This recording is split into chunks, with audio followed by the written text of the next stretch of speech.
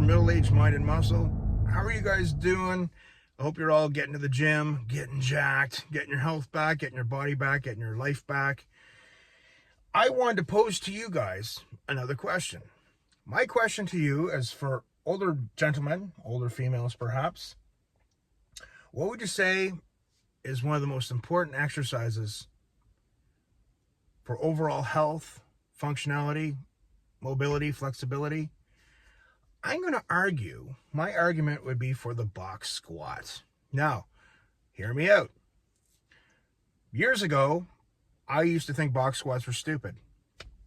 And I used to look at people doing them and then you'd hear about people getting injuries and stuff. And I think, yeah, it's very dangerous. Don't do those.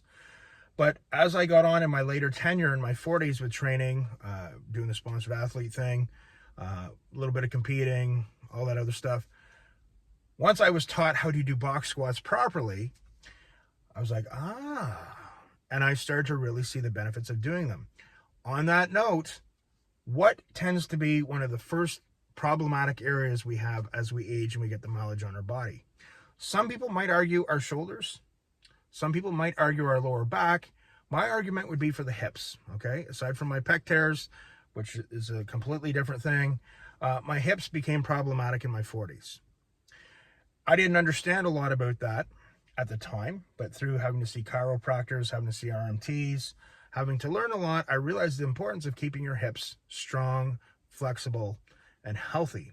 So I do a lot of work for my hips, because if your hips start to go and you start having problems, that can be a precursor to lower back problems. So I see a lot of people with lower back problems. And I'm like, yeah, but man, what are their hips like?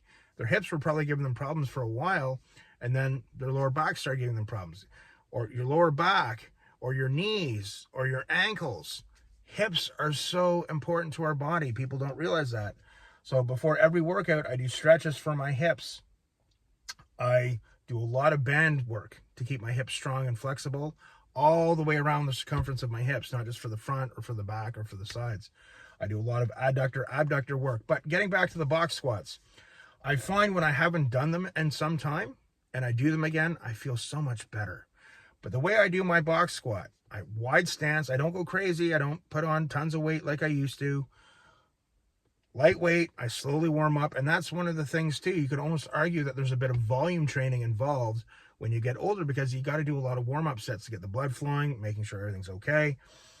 Wide stance, I'm almost on the outsides of my feet, and I keep everything tight as I sit down and back into the squat. A lot of people just let everything go when they hit the bench, and if they got a lot of weight on their back, that's when they start to have problems or injuries. I keep everything really tight, and on my way up, it's like I'm giving the big final fuck, the big thrust forward with my hips. It looks pretty funny, but that for me is what works, and I find it's a great workout, and I have to make sure to, in my rotation of exercises in and out of my workouts, I like to hit the box squats once a month at least, but I almost like to bump that up to twice a month. What do you guys think? My argument for the most beneficial exercise at 50 years old is the box squat. What would you guys say? Comment below. Love you guys. I realize I have not been posting quite as much, but I need you guys to know that things are very good with my training. Things are going awesome.